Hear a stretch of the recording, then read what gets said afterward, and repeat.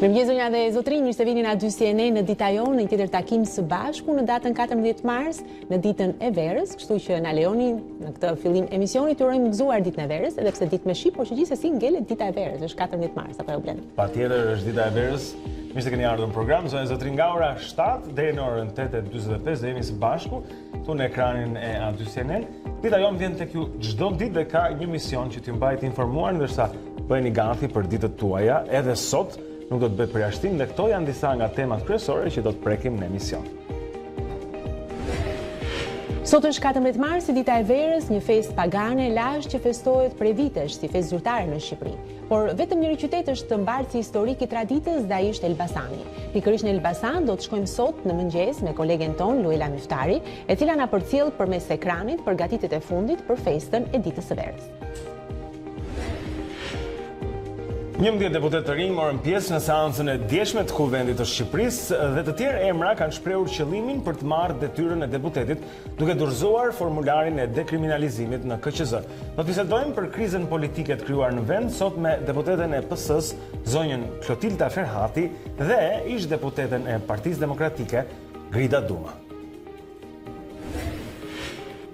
Ndërkohë që opozita po përgatitet për protestën e saj të datës 16 mars, e cila do të mbahet para kryeministrisë, siç është lajmëruar nga organizatorët, do të mësojmë diçka më shumë pra për të do të lidhemi me terrenin, me masat që po merren nga policia për organizimin e kësaj proteste, dhe këtë gjë do ta bëjmë nëpërmjet kolegut tonë gazetarit Mariglen Mulla, i cili do të na informojë mbi detajet e asaj që pritet të ndodhë ditën e shtunë.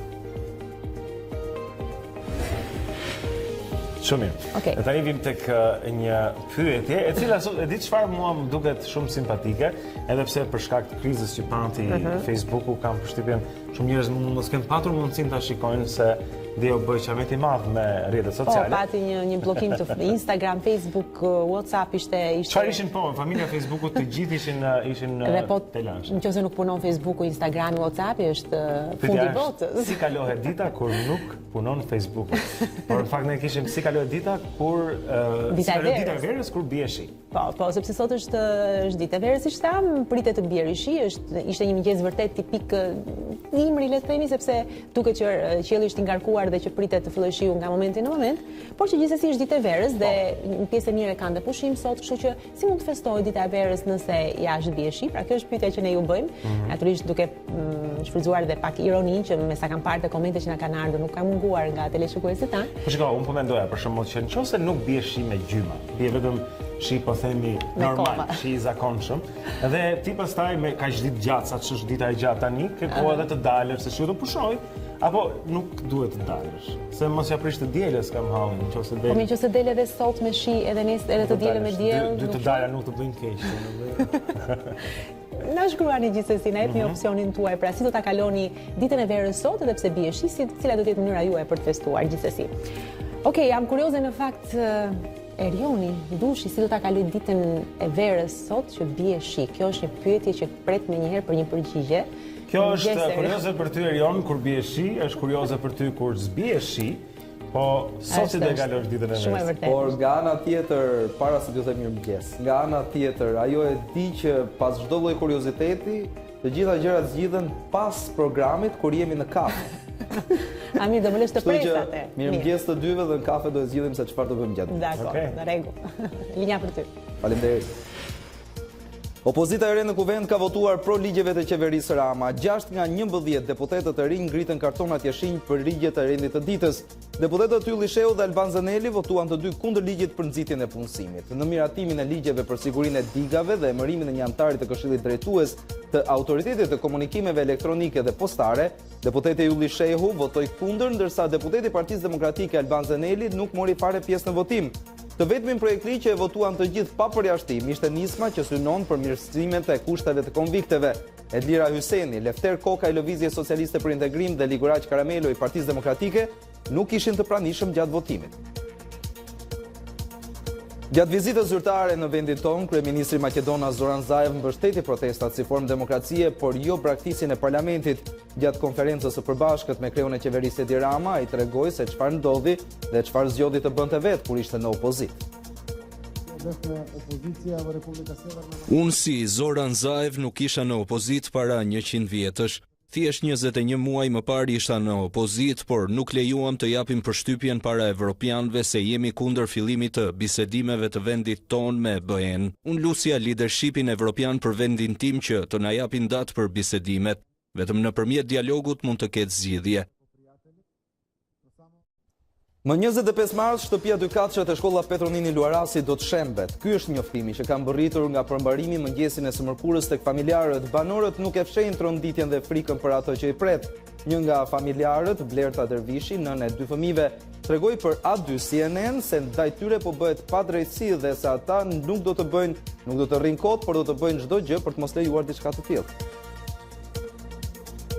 Dalemi tek zhvillimet nga bota. 2 persona të maskuar të moshave 20 dhe 25 vjeç hynë në një shkollë fillore të mërkurë në qytetin San Paulo dhe qelluan mbi fëmijët, të cilët në ato momente ishin në pushimin e drekës, duke vrarë 6 prej tyre. Më herët kishin shtënë edhe mbi 2 zyrtar të shkollës për ta mbyllur sulmin me vrasjen e vetes. Policia që mbërriti pas 8 minutash në vendin e ngjarjes nuk pati rastin të përballej me agresorët, por tha që në total janë vrarë 10 persona dhe mbi 17 të tjerë janë plagosur e shkuan për trajtim në spital.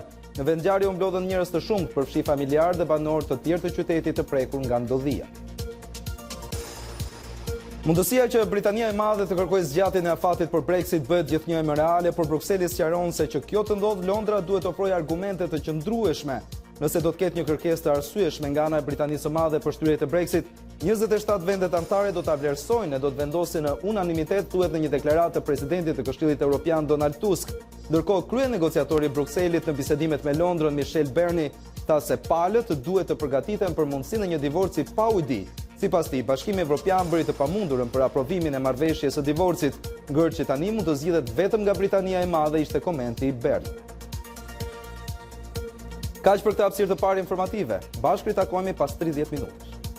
Derit, është Erion Dushi, zonë kolegu im, që na informon në fleshën e parë, takojmë sërish mbas pak. Tani shkojmë për të marrë vesh se si do të jetë moti për ditën e sotme, ka qenë temë debati moti. Data 14 ka qenë ndoshta s'është folur kur kaq shumë, duke qenë se nuk më merr të mendja, shumë gjëra janë trazuar me politikën, por do të trazoj edhe moti, koha, shiu, dielli me politikën, nuk më merr të mendja. Por ja që dhe madje ja që debatet janë të pranishme. Mirë, dhe për këtë le të themi më mirë se sa Tanja Porja këtu në A2 CNN nuk mund të japi përgjigje askush. Tanja, mirëmëngjes. Mirëmëngjes. Na thuaj tani me saksi çfarë do të ndodhin sot datë 14 mars, kur fillon shiu, në çfarë ore, sa do zgjasi, do të jetë me gjyma apo do të jetë me pika? Jo, gjyma nuk do ketë. Shime gjyma jo, nuk ka shime gjyma, me gjatë për sa i përket saktësisë pik për pik, do të thënë unë do flas me atë saktësi që sa pika shiu do të bien? Sa pika shiu në minutë, ajo është intensiteti, nuk flitet fare për intensitetin të shiut sot. Do të ketë, pra është çështje 2-3 orësh që të fillojnë shirat, unë besoj që rreth orës 9-9:30 shija do të shfaqen edhe në Tiranë. Parashikoj që veriu dhe qendra të kenë rreshje të pakta shiu, në zonat e thella malore do të ketë rreshje dëbori gjatë ditës së sotme, ndërsa rreshjet më të konsiderueshme dhe ndoshta shiu me gjyma pritet të bjerë në zonat jugore. Juglindja sot ka rreshje dëbore. Por, më konkretisht, do thonë, për ta ndikur hap pas hapi, rreth orës 9, presim që shijat të përfshin zonat perëndimore dhe gradualisht, orë pas ore, do të shtrihen edhe në zonat lindore. Pritet që Tirana, Elbasan, pra Shqipëria qendrore gjatë ditës së sotme, pra gjithë kjo zonë gjatë ditës së sotme të jetë në kushtet e shirave të dobët dhe të përkohshëm, nga intervali 9:30 deri nga ora 2:30 pasdite. Ndërkohë veriu ka akoma më pak se sa Shqipëria e mesme, por zonat jugore që në orët e para të mëngjesit pra ka jug perëndimi gradualisht dhe deri vonë në mbrëmje mbeten në rreshjet e shiut në pjesën perëndimore, ndërsa juglindja do të ketë rreshje dëbore. Pritet që rreshjet të jenë të konsiderueshme, ndërsa temperaturat mëngjesin e sotëm janë rritur ndjeshëm me të paktën 3 gradë dhe zonat malore janë ngjitur, pra kota e temperaturave gjatë orëve të mëngjesit ka vajtur vetëm në zonat thella -2, po -1 dhe 0 vlerët më të ulta, ndërkohë nga 4 në 7 gradë në zonën e ullët dhe bregdetare, maksimumi sot do të ketë një rënjë të lehtë. Kjo për shkak të prezencës së vranësirave dhe rreshjeve, thuasi në të gjithë territorin, dhe pse në sasi të pakta rreshjet, vranësira do të jetë shumë e pranishme gjatë ditës. Ky është informacioni shkurtimisht për ditën e sotme dhe Në fakt rrugët ishin largur, sigurisht që s'ka rënë shi gjatë natës, pritet të bjerë shi nga momenti në moment, po. Të larë, se janë duke u larë rrugët. Duke u larë. Me që jemi tek rrugët, do të qëndrojmë tek këto, sepse do të shikojmë pak një hartë të trafikut të kryeqytetit në këto momente. Në fakt, sot është njëra nga ato ditët kur mund të thtohet më lehtë, kur janë ditët e pushimit të tilla, ke edhe më pak lëvizje në kryeqytet, siç mund ta shikoni zonja Zotëri. Shumica e rrugëve në Tiranë shfaqen të gjelbërta sepse nuk ka trafik. Vetëm pakës mund të themi në rrugën e Kavajës, në ndalesat e semaforëve, por përgjithsisht në këto momente jemi tërësisht pa trafik në kryeqytet dhe mund të thojmë lirisht. Kështu që kaq për trafikun në këto momente, do të shohim tani nëse lidhemi dot me redaksin e lajmeve, takojmë atje Kris Martiron, I cili ka më të fundit nga bota e sportit. Megjithatë, Blend, përpara se të kalojmë tek Kristi, në mos gaboj unë, meqense kemi dhe Tanjën akoma këtu, nuk e di ma konfirmon regjia apo jo, kishim disa foto që kanë të bëjnë me datën 14, disa grafik me datën 14. Po, shumë mirë. Tanja ndërkohë të kërkoj të vish sërish tek ne sepse është një mit në fakt që 14 marsi, le të themi dita e verës, është gjithmonë një ditë me diell. Me diell, po, është edhe gjithmonë unë këtë mendoja. Por që Tanja do na tregoj që në fakt ky është një mit, sepse me sa duket jo gjithmonë 14 marsi ka qenë një ditë me diell apo Tanja. Po, në fakt është një mit, edhe unë ashtu, kur nuk e kisha parë në detaj dhe unë personalisht që kam shumë vite që merrem me këtë punë, mendoj që shikoj dita e verës duhet të jetë me diell. Por nga statistikat unë pash nga viti 1950 në fakt, por në grafik për të qenë më të qartë kam shfaqur nga viti 1970 deri duke përfshirë ditën e sotme për të cilën me saktësi të paktën 96% e di se si do të jenë temperaturat dhe si do shkojë situata e rreshjeve. Pra, në këto kam marrë nga 1970 deri më sot, që janë 50 vite analizë dhe kam ndarë në dy periudha, 25 vjeçari I parë dhe 25 vjeçari I dytë, ku ndahen në vitin 94-95. Dhe në këto 50 vite, mendoja që do kishte më shumë ditë me diell, të ngrohta dhe me diell, se sa ditë të freskëta dhe me shi, por nuk është kështu, janë thuajse kokë më kokë, pra thuajse 50-50, pasi kemi 22 vite ku dita e verës ka qenë e freskët deri e ftohtë dhe me shi, dhe 28 vite të tjera ditë me diell. Por vlen të veçohet fakti që nga 1970 deri në vitin 94 ne kemi më shumë, pra temperaturat, gjenden më shumë raste ku temperaturat janë të ulta në ditën e verës dhe ditët e verës më shumë ditë vere me shi janë para viteve 90, ndërsa pas viteve 90 ka më pak. Raporti është I tillë, domethënë që nëse para viteve 90, në ato 25 vite që janë analizuar, janë 13 ditë vere të ftohta dhe me shi, përkundrejt 11 apo 12 ditë vere të ngrohta dhe me diell. 25 vjeçari I dytë ka më shumë ditë me diell. Ka dy fishin e ditëve me diell krahasuar me ditët e verës që janë me shi. Megjithatë, vlen të theksohet viti 2013 ku kanë rënë gjatë në një interval kohor shumë të shkurtër kanë rënë rreth 60 mm, që është një sasi thuajse sasia, ajo është me gjyma, po sot nuk ka me gjyma në Tiranë. Shumë faleminderit. Okej, ja, na duhesh edhe ky informacion. Një shpjegim shkencor dhe një analizë historike, po themi, e datës 14 mars ndër vite dhe nëse ka qenë me shi apo me diell. Tani do të lidhemi me sportin, zonja Zotrin, ka qenë nata e Champions dje, shumë nga tifozat e Bayernit përshite mua janë duke lëpirë plagët, po tani kjo është normale. Kris, mirëmëngjes. Mirëmëngjes Blendi, mirëmëngjes Aulona, mirëmëngjes të gjithëve.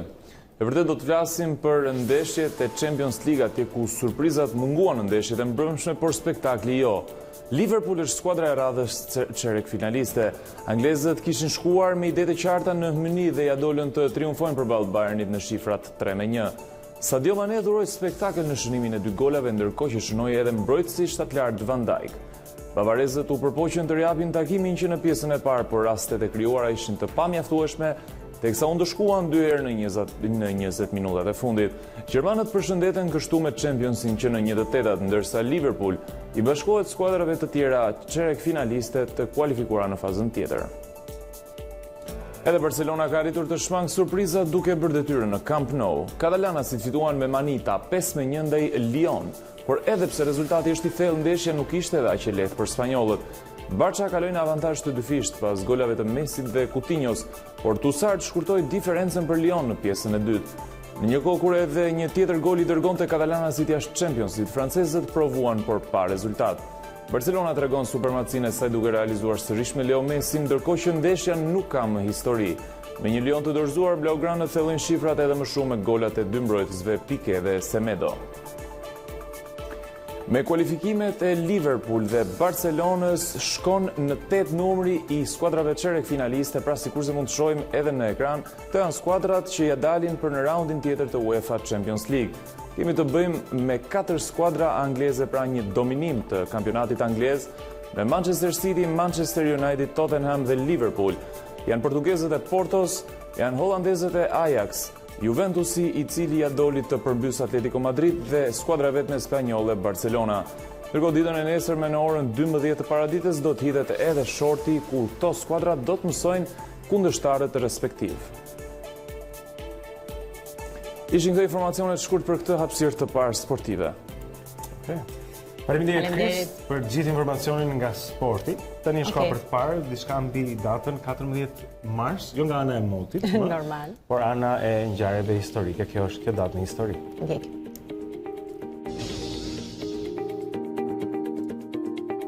14 mars, në këtë datë shqiptarët festojnë ditën e verës. Dita e verës e ka zanafillën në kohët pagane kur njerëzit adhuronin diellin. Shenja dalluese e këtij festimi është gatimi i ballokumeve, i përqendruar kryesisht në qytetin e Elbasanit. Ajo është një festë mbar shqiptare që kremtohet si në veri dhe në jug, por me nuanca të ndryshme sipas krahinave. 1883 ndahet nga jeta Karl Marx, filozof dhe ekonomist gjerman. 1912 në Itali, mbreti Vittorio Emanueli III plagoset gjatë një atentati. Në një përpjekje tjetër, më 17 maj 1941, në Tiranë, 19 vjeçari Vasil Laçi, duke thirrur "Rrof Shqipëria poshtë fashizmi", qëllon me revolver 4 herë ndaj tij, gjithashtu pamundur ta godas. 1913, John Rockefeller jep $100 milion për fondacionin Rockefeller. 1923, gjykata e lartë gjermane nxjerr jashtë ligjit Parti Naziste. 1923, presidenti Warren Harding bëhet i pari president amerikan që paguan taksa mbi të ardhurat personale. 1950, në SBA, FBI-a fillon programin 10 më të kërkuarit. Në përgjithësi, një individ hiqet nga lista e 10 më të kërkuarve, vetëm nëse është kapur, ka vdekur ose akuzat janë hequr. 1965, qeveria e Izraelit miraton vendosjen e marrëdhënieve diplomatike me Gjermaninë perëndimore.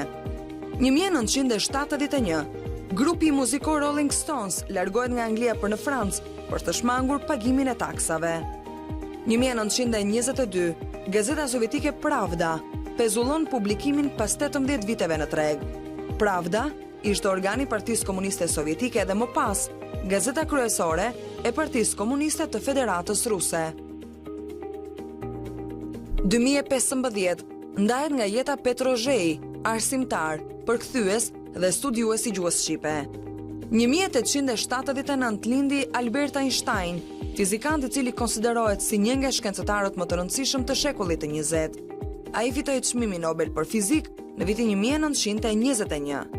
1889 lindi në Elbasan Aleksandr Xuvani, gjuhëtar shqiptar. Në vitin 1954, nën kujdesin e profesor Xuvanit, u realizua hartimi i fjalorit të gjuhës shqipe. 1933 lindi në Londër aktori britanik Michael Caine. Ai është i vetmi aktori nominuar për Academy Awards në çdo dekadë nga viti 1960 deri në vitin 2000. Michael Caine nga preferuarit e mi, në vërtetë. Edhe 100, mos e na ndjek. Dakor, mirë. Tani është momenti për të klikuar në faqet e para të mediave online për të parë çfarë ka interesante dhe çfarë sjellin ato. E fillim si përherë me faqen e a2cnn.com, pra faqen e televizionit ton për të qëndruar të informuar, natyrisht jo vetëm me gjithçka që ka nga të fundit, nga vendi dhe bota, por edhe për të parë dhe programet tona. Atëherë në faqen kryesore që shikoni është lajmi flet efektive e policisë do flijohen në shtëpi, ndjes kolegëve kam të drejtë. Pra, kjo është edhe një foto vërtet shumë e bukur që tregon shumë nga sytë e saj dhe që flet më shumë se çdo gjë tjetër. Ndërkohë që ecim me të tjera lajme, vendimi për protestuesin Pëllumbi Sufi reagon policia na ka tronditur të gjithë. Tirana me një këmbë në gjysmëfinalen ndaj Laçit, shkëlqen në go, gjithashtu kemi Instat, rriten shitjet me pakic, pesha tek karburantet. Hapet tenderi në për bulevardin Zogu i Parë, projekti $7 milion, 53% ankesave pranë KLSH-s për abuzimet me pronat, ndërkohë që mund të eci më tej për të parë edhe ato që kanë transmetuar në programet tona, për shembull tek A2 debat, ndikimi rus, alibi apo pengesë reale për integrimin në Bashkimin Evropian, dhe në A2 biznes, rimbursimi të VSH-s, mala janë manipuluar shifrat e buxhetit, biznesi po mbytet. Por edhe lajmi që ishte lajmi i orëve të fundit, nëse mund ta quajmë kështu, Facebook dhe Instagram probleme në të gjithë botën. Këtë e vumre pak a shumë të gjithë, sepse jemi përdorues të këtyre rrjeteve sociale, por natyrisht edhe të tjera informacione mund t'i gjeni në a2cnn.com. Ishte e bukur sepse Facebooku po njoftonte njerëzit mbi masat që merreshin në Twitter.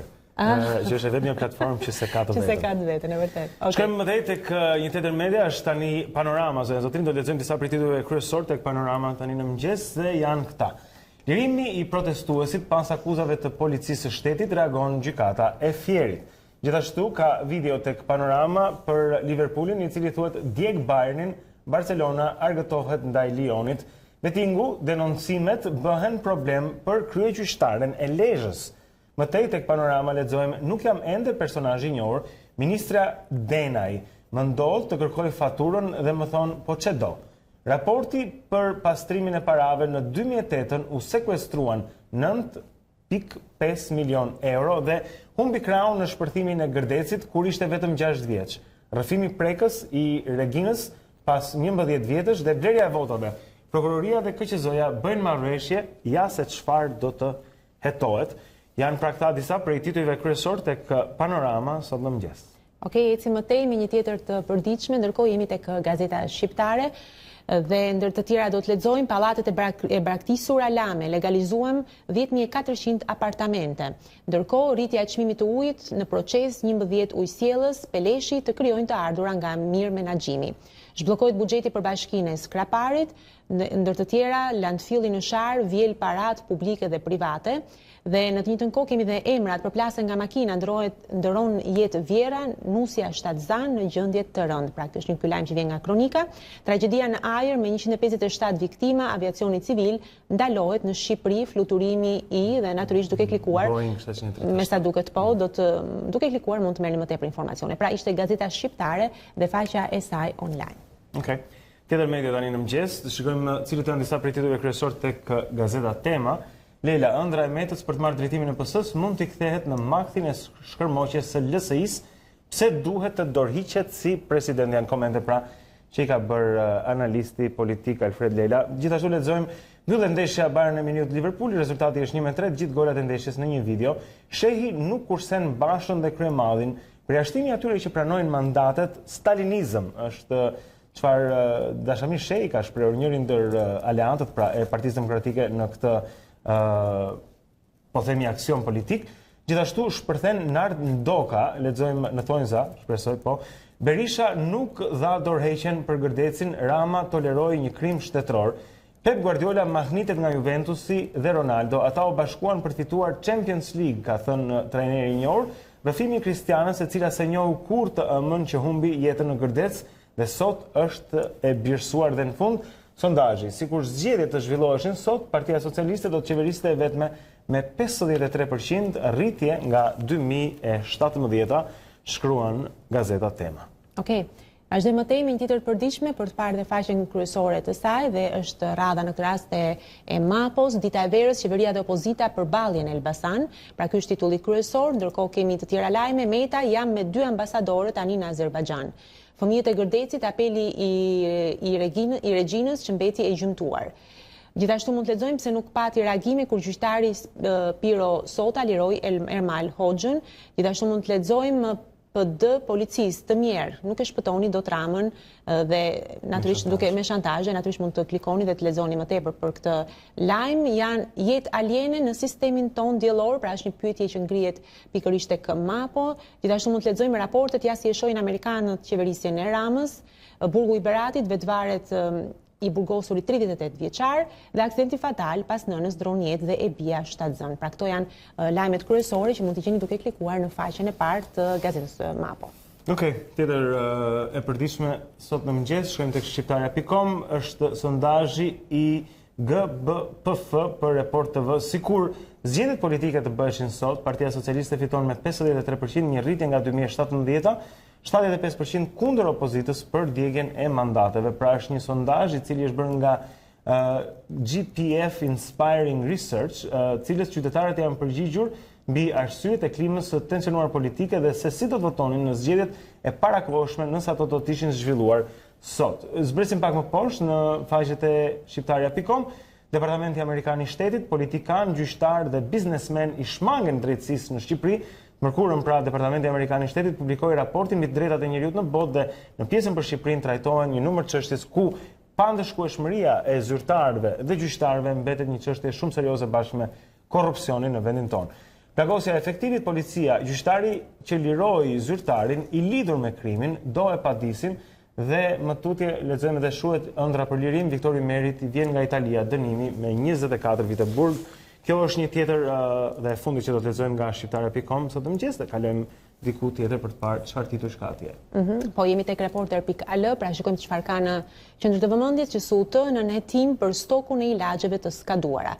Prokuroria e Tiranës ka regjistruar një procedim penal për të identifikuar zyrtarët përgjegjës për stokun e ilaçeve të skaduara në QSUT, e cila kap një vlerë prej miliona eurosh. Pra ky është dhe lajmi kryesor. Në një debati mund të lexojmë trajtat e një gjendje të jashtëzakonshme të pashpallur dhe ndër të tjera nga vendi arrest shtëpie për protestuesin akuzuar se goditi efektivin e FNSH-s në Fier, pra fsheja e dhuratave nga Baxhanaku do gjikreu në apelit të krimeve të rënda dhe 7 deputet të rinj hynë në parlament. Pra këto ishin lajmet nga vendi, ndërkohë nga rajoni, raporti perëndimi e egzageron për ndikimin e Turqisë në Ballkan. Strategjia e re e Kosovës për krimet e luftës has pengesa politike. Marrëveshja me Maqedoninë e Veriut frymëzon deg të ekstremit të djathtë në Greqi. Pra këto janë dhe titujt kryesorë që mund t'i gjeni tek reporter.al, natyrisht në faqen e saj online. Ecim më tej me një tjetër të përditshme. Vazhdojmë tej. Okej, do të shojmë tani tek koha.net, zonës së këto janë disa prej titujve që vinë nga Kosova tani në mëngjes. Pediatria pa shtretër të mjaftueshëm për fëmijët e hospitalizuar, shkruan në koha.net. Gjithashtu, burri Donika Kadaj Bujpit punësohet në Telekom. Deputetja thotë se juristi ishte 20 vjet pa punë. Dash, ose Departamenti Amerikan i Shtetit, identifikon disa shkelje të drejtave të njerëzit në Kosovë. Pra raporti i publikuar nga Departamenti Amerikan i Shtetit merr vëmendje edhe në Kosovë. Beqa, rrëzimi i qeverisë nuk do të ndodhë si shkak i taksës. Barcelona me lehtësi poshtë Lyonin shkëlqen Messi dhe lexojmë gjithashtu se pas vendeve të BE-s edhe Kosova ndalon fluturimin e modeleve Boeing 737 mbi qiejt e saj. Kështu që këto janë disa prej titujve kryesor nga koha.net dhe Kosova sot në mëngjes. Shkojmë në një tjetër media, është koha për të parë titujt tek CNN shumë shpejt. Gjumë të ëmbël ka qenë një mesazh i është dërguar ish avokatit të zotit Trump, Michael Cohen, dhe CNN tani në seksionin politik në qendër kërkon të eksplorojë se çfarë kuptimi kishte kjo gjumë të ëmbël për një dëshmitar. Gjithashtu shikojmë nuk është se flitet gjithashtu për çështjen e rancave dhe të universiteteve, se çfarë do të thotë skandali i kopjeve dhe i mashtrimeve me hyrje në universitete për sa i përket marrëdhënieve racore në Shtetet Bashkuara të Amerikës dhe cikloni bomb gjithashtu është duke goditur Coloradon dhe lë qindra vet të si thua të kyçur në makinat e tyre pa mundësi për të dalë prej tyre. Moti ka qenë mjaft i ashpër në Shtetet Bashkuara të Amerikës edhe pse është dita e verës. Atje e festojnë thua? Atje nuk e festojnë, jo si ne. Okej, mirë, në rregull, këto ishin dhe faqet e para online të shtypit të ditës. Keni mundësi natyrisht të zgjidhni se ku të klikoni dhe të lexoni, të informoheni. Ndërkohë tani do t'ju lëmë shoqërinë e fotove të një vite më parë, foto vërtet shumë breslënse. Dhe më pas do të jemi në studio me lidhjet tona direkte, do të kemi Luila Myftari nga Elbasani, por gjithashtu do të kemi dhe gazetarin Mariglen Mulla për të informuar. Jemi në pritje të protestës. Që bëni gati në divanët tuaj, do të shkojmë në Elbasan pas pak minutash. Rikthehemi.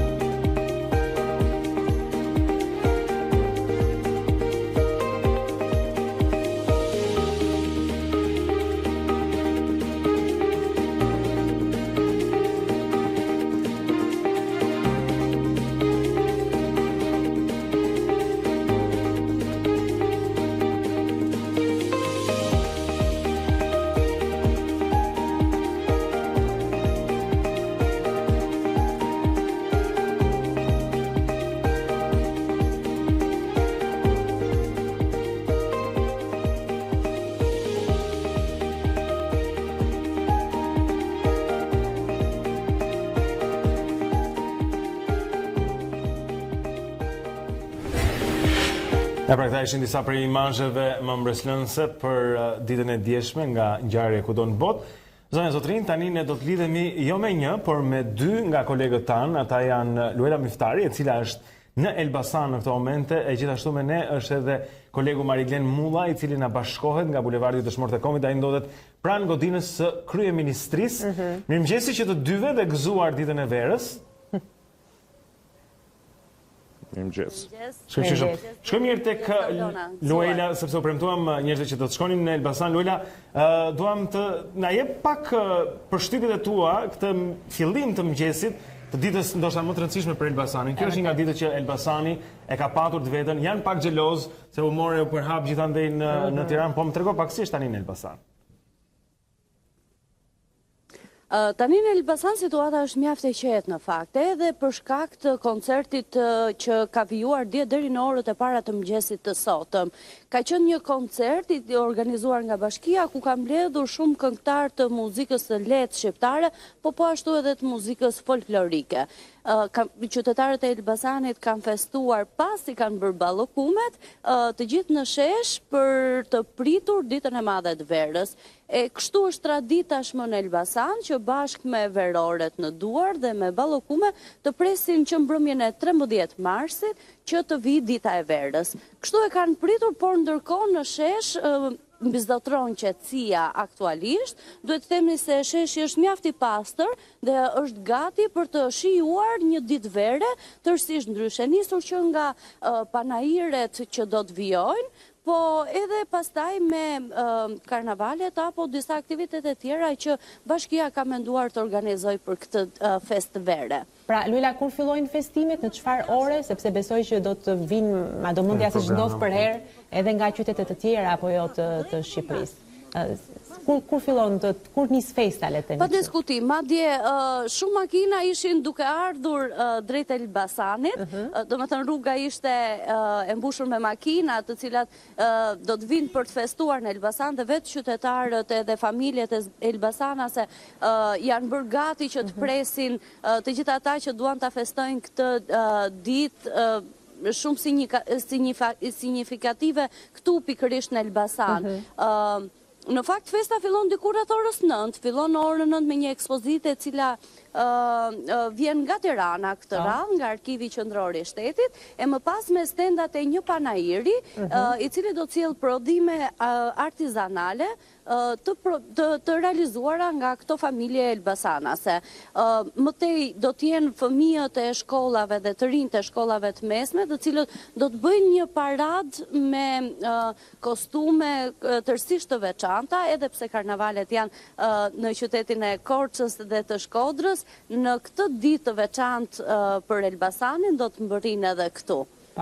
Mirë, le të themi diçka. Ashtu do të ketë më pas cirkuite të ciklizmit. Dakor, Luela, atje si është moti, e ka penguar moti? Do të shtrihen për gjatë gjithë ditës. Koha e keqe e ka penguar faktin që festohet? Qielli është pak gri, por nuk mendohet që asnjë nga aktivitetet të shtyhet deri më tani. Bashkia besoj ka marrë masat që gjitha stendat edhe të panairit të jenë të mbuluara, pra produktet që do të ekspozohen të jenë të mbuluara, edhe skena ku do të zhvillohet koncerti është e mbuluar në një farë mënyre, kështu që nuk mendohet që asnjë nga aktivitetet të anulohet për këtë ditë të veçantë. Edhe pse shenjat janë që mund të ketë disa rreshje shiu. Ne mësuam që ndërsa ekipi ynë pra ja dyshinen shkonte në Elbasan sot mëngjes, juve ju është dashur që të kalonin nga rruga e vjetër e Kravës. Është rruga e bllokuar, rruga po themi e re midis Tiranës dhe Elbasanit? Po, me qënë se ishte njoftuar më herët që më 14 mars do të hape edhe rruga e re, në fakt nuk ka ndodhur kështu, në orët e para të mëngjesit, të paktën në momentin që neve kemi kaluar, jemi detyruar të kalojmë nga ana e Krapës, pra nga rruga e vjetër, për të mbërritur në Elbasan, kështu që me siguri u them që rruga ende nuk është hapur. Mirë, në rregull, Mbasi kjo do të ndodhë në orët në vijim, pasi është premtuar që do të hapet ditën e verës, por ende jo, nuk ishte hapur. Gjithsesi, ti je atje, besoj ke filluar të shijosh ato ballkumet e para të kësaj dite vere? Ballkumet e para. Në fakt unë shijova atmosferën që në koncertin e ditës e mbrëmjes dje ishte një atmosferë mjaft festive. Ballokëmet në fakt kishin nisur që në hyrjet e Elbasanit, ende pa hyrë në zonën e sheshit të madh, aty ku atmosfera ndihet më e gjallë. Por unë preferoj ta shijoj sot ballokëmen, sot që është dita e verës, është e kohë që të të them dje ishte dita e verores, që kur të kthesh në Tiranë të sjell pak nga shija, patjetër. Gjithë stafi, kështu që i kemi sy dhe mendjen tek ty gjithsesi. Pa diskutim. Okej. Mirë Luila, ne vërtet falenderojmë për këtë lidhje. Ashtu siç do raportojmë kohë pas kohe për ngjarjet që do të ndodhin këtu, ashtu dhe do t'ju sjellim shijen e ditës së verës në A2 CNN. Super. Gjithashtu nëse do të kemi kohë varet nga curia e emisionit ton, sepse tek ne asgjë është parashikueshme, sepse varet se si shkon dhe temporitmi, por gjithsesi nëse do të kemi mundësi në fund të emisionit, ndoshta diku rreth orës 9:20, nëse do të kemi mundësi, do donim vërtet lidheshim, se mbase edhe atmosfera do të ndezur disi aty në Elbasan dhe mund të realizojmë edhe një lidhje tjetër. Në të kundërt, pastaj në edicionet e tjera të lajmeve. Vërtet faleminderit, punë të mbar edhe gëzuar edhe një herë tjetër. Okej. Shumë mirë. Kjo ishte lidhja jonë e parë me kolegen Luela Miftari, live nga quaj shëtitoria atje qendrore në Elbasan, ku pritet që të ketë sot. Nuk është anulluar atje dita e verës, pra dhe aktivitetet do të ndodhin si Shruela na njoftoi. Por janë anulluar në Tiranë, sepse besoj do të na e konfirmoj këtë dhe Mari Gleni, i cili ndodhet pikërisht përpara kryeministrisë, aty ku mendoi që do të ndodhte gjithçka, pra të festohej festa e verës, gjë që do të ndodhi në fakt të dielën, aty do të jetë një, siç na edhe mësuan, do të jetë një podium aty ku do të këndohet, do të kërcehet, por gjithsesi Mari Gleni na e konfirmon, sheshi është bosh dhe me të vërtetë mund të themi që tani më zyrtarisht festimet janë shtyrë për ditën e diel, apo jo Mari Gleni? Po, Aulona, sheshi është bosh, është një mëngjes i qetë ky. Mjafton që bashkia ka organizuar disa dekorime të bulevardit, siç është tradit, ndërsa ju e ndiqni edhe në pamje, pra një qetësi këtu në bulevardin Dëshmorët e Kombit përballë kryeministrisë.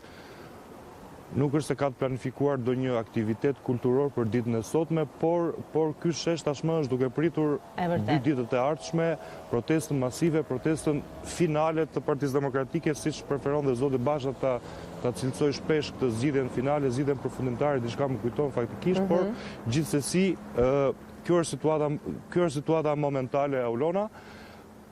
Garda e Republikës, 2 efektivët e saj duken që vazhdojnë punën e tyre rutin, ndërkohë që tashmë ka filluar me të vërtet një plan intensiv, masiv, qoftë i policisë shtetit, qoftë i Gardës së Republikës Shqipërisë, për ta përballuar pra këtë protestën e madhe finale të popullit opozitar sipas zotit Basha. Marglen, din diçka për masat që pritet të merren, nëse mund të flasim për këtë protestë pra të 16 marsit, e cila natyrisht është një protestë nga ato që konsiderohen të mëdha. Ka pas disa protesta të cilat vinin në të njëjtën ditë kur kishte seancë plenare, kjo zgjati për disa kohë, por tani kemi një protestë të 16 marsit. Ka pasur qarkullime në media sikur priti që të kishte rrëmuj, Partia Demokratike zyrtarisht i ka mohuar këto, kanë thënë do të jetë paqësore. Çfarë dim për masat e policisë? Madje dua ta lidh pak, ti mund ta bësh shumë mirë këtë, edhe me masat që u morën, po themi tek ajo shtëpia ditën e hënë, pra se policia ka qenë në syrin e ciklonit në një farë mënyre. Po Blendi, atëre ne në terren mund të vërejmë konkretisht disa strategji të policisë shtetit Gardës së Republikës. Fillimisht kërpudha nuk ekziston më. Pra, ai objekt i zotit Rama, i cili u bë dhe objekt i një zemërimi masiv të opozitarëve, tashmë është shkulur, pra aty nuk është më. Protestuesit nuk kanë çfarë të sulmojnë më aty. Skela vion të mbetet Blendi, e njëjta skelë siç ishte edhe në 16 shkurt, e riparuar ndoshta pak orët e fundit, ndërkohë që masat janë me të vërtet tepër të mëdha. Nga burimet pranë policisë shtetit mësohet për A2 CNN që specifikisht policia kriminale, kësaj radhe policia kriminale, por dhe ajo e rendit, është shpërndar, agjentët e saj janë shpërndar në disa rrethe si Elbasani, Shkodra, Korça e tjerë. Tre qarqe këto tepër të spikatura për të grumbulluar sa më tepër element të themi me prirje të theksuara kriminale, jo me precedent tashmë, mbase nuk e kanë akuzat zyrtare, të cilët pra janë të instruktuar që të vijojnë sulmet intensive këtu përballë kryeministrisë. Kësaj radhe sulmet mendohet që do të zgjasin pak më tepër, molotovët mendohet gjithashtu që mund të jenë pak me shumicë kësaj radhe, dhe pra sulmi do të jetë i parreshtur për disa orë, mbase nuk do të ketë një tërheqje aq të shpejtë.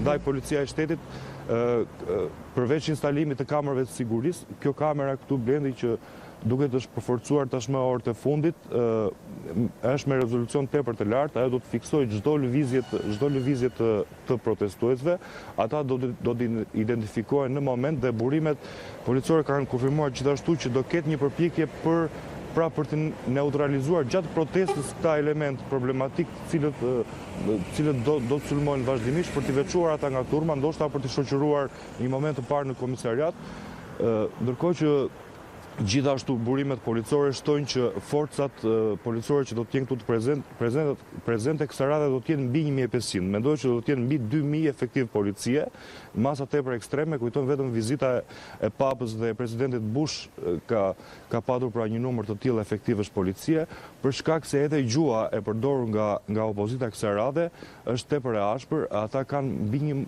pothuajse një muaj, edhe protestat e mëparshme që u theksuat Blendi pra tek parlamenti her pas here tek ato protesta bëhet thirrje pra për 16 marsin për protestën e madhe finale sipas zotit Basha, ku sipas tij tashmë kryeministri Rama nuk do të ketë më vend në kryeministri, populli i zemëruar, i revoltuar do ta shpërngurat nga kryeministria, pra duke parë gjithë të pritshmëri, edhe policia e shtetit gjithashtu ka marrë masat, mësoi gjithashtu që në Gordon të parë nuk do të ketë më efektive femra, kontragazët gjithashtu nga ana e policisë do të jenë të pranishëm, mendohet që gjithashtu do të përdoret gazi lotësjellës edhe kësaj radhe Blendi, për shkak se turma do të jetë e madhe. Partia Demokratike ka publikuar në zë disa shifra, rreth 100.000 protestues. Ne do të kemi në fakt pak më pas në studio dhe zonjën Grida Duma dhe do të kemi mundësi që të marrim informacion dhe mbase të zbulojmë diçka nga skenari i protestës të shtunës. Megjithatë, ne të falenderojmë Mari Glen për këtë informacion paraprak që na dhe për këtë, le të themi, sy që hodhëm mbi sheshin përpara kryeministrisë, pra aty ku mendohet dhe duhet ishte ndoshta duke u festuar ditë e verës, në fakt janë duke bërë gati për protestën e të shtunës. Faleminderit Mari Glen Mullaj që ishe me ne në këtë lidhje të drejtë për drejtë. Mirë, pra shkojmë tej tani tek redaksia jonë e lajmeve, takojmë kolegun Erion Dushi, i cili ka garanti fleshin e dytë informativ, shikojmë se cilat janë disa prej ngjarjeve që ai ka përzgjedhur që të na informojë. Linja për ty, Erion. Faleminderit. Lulzim Basha ishte dje në Dibër ku zbuloi për herë të parë emra të rinj që janë pjesë e dosjes 184 për blerjen e votave në zgjedhje. Në këtë dosje janë kapur Gafil, Edi Rama, Damian Gjiknuri, Arben Ametaj, Ulusi Manja, Sadria Bazi,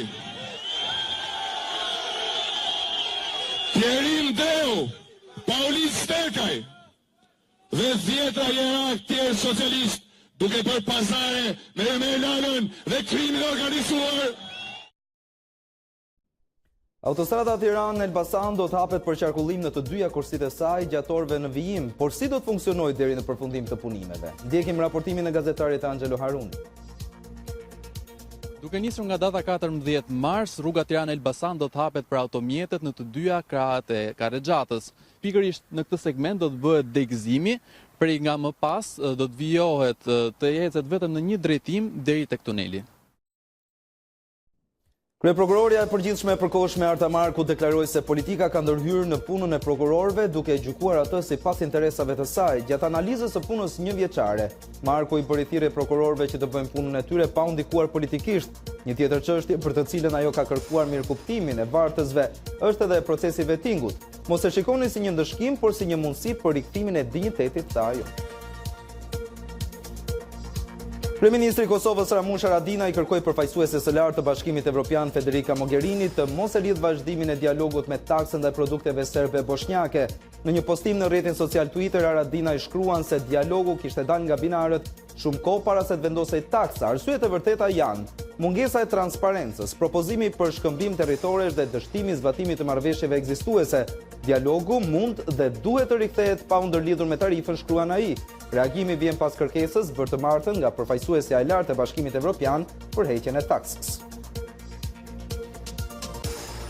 Edhe Amerika do të ndaloj përdorimin e avionëve Boeing 737 Max 8 dhe 9 pas tragjedisë që ndodhi me të gjatë fluturimit të Ethiopian Airlines në Afrikë, ku humbën jetën 157 persona. Lajmin e bëri të ditur vetë presidenti Donald Trump. Ndërkohë shteti afrikan ja dorëzoi Gjermanisë kutit e zeza të avionit për t'i analizuar, por kjo e fundit nuk i pranoi për mungesë të programeve të nevojshme. 2 regjistruesit e udhëtimit u dëmtuan gjatë rrëzimit dhe analizimi i tyre bëhet mjaft i vështirë për të kuptuar arsyeën e aksidentit. Kompania Boeing ndërkohë vazhdon të kërkojë mbështetjen për besim absolut e këto 2 modele. Kaq dhe për këtë takim me informacionin. Faleminderit për vëmendjen dhe mirupafsh. Kjo është nga ato Faleminderit Erion, për një nga ato fiaskot e mëdha që ndodh ndonjëherë në botën e biznesit, ku një model për cilin është shpenzuar shumë, është punuar shumë, pastaj kthehet në një model aq të rrezikshëm dhe kompania kërkon mirëbesimin, po kush mund t'ia japi duke ngjitur vetë në bordin e atij avioni. Mirë, me që jemi tek qiej, tani do të shikojmë se si do të jenë këta mbi kontinentin ton dhe rajonin. Tanja Porja është me ne për këtë takim të dytë me motin. Po, në fakt qiejt e Europës sot kanë më shumë ditë dimrit, se nuk festoj dita e verës në gjithë kontinentin, është vetëm fest në Elbasan, dhe së fundi në Tiranë dhe në gjithë Shqipëri, po. Por pjesa më e madhe e Europës gjatë ditës së sotme është më së shumti në kushte e dimrit, pasi zonat perëndimore dhe qendra dhe një pjesë e mesdheut qendror, duke përfshirë edhe ekstremi juglindor të Europës, ku futet Greqia, Turqia, por edhe territori shqiptar, do të ketë vranësira të dëndura dhe rreshje shiu, por kryesisht dëbore, kjo në zonat qendrore dhe më në thellësitë e kontinentit, pra më në thellësitë të gadishullit ballkanik, ndërkohë kushtet të motit të verës ka vetëm gadishulli iberik dhe pjesa perëndimore e mesdheut. Edhe Europa, pjesa më e madhe e lindjes në fakt dhe kryesisht verilindja, megjithëse është në kushtet të motit të kthjellët, sot do të jetë në temperatura të ulta. Vetëm pas mesditës presim që temperaturat e larta që janë në jugperëndim të Europës dhe një pjesë të mesdheut perëndimor, gradualisht sot pas mesditës, pra pjesa e dytë e ditës së sotme, dhe kryesisht mbrëmjen dhe pastaj ditët e tjera në vijim, të përfshin edhe zonat jugore, pra edhe juglindjen e kontinentit, ndërkohë gradualisht do të ngjitet masa ajrore e ftohtë drejt veriut verilindjes dhe pjesa më e madhe, pra Europa jugore do të kalojë në kushtet e temperaturave tipike të pranverës, por sërish vijon qendra dhe pjesa më e madhe e veriut dhe verilindjes së Europës do të mbetet edhe për disa ditë, të paktën 4-5 ditë të tjera me radhë, do të mbetet me temperatura relativisht të ulta. Ky është informacioni në lidhje me motin për sot në Europë dhe Ballkan. Nëse mund të bëj një pyetje, me që jemi në 14 mars të baron. Ishte ky një dimër për kontinentin evropian? Mbaj mend ca dimra kur ka ngrirje avionësh, shpezullime dhe dëbor që mbulon gjithçka dhe janë vazhdimisht në lajme. Ishte ky një dimër i butë, mund të themi?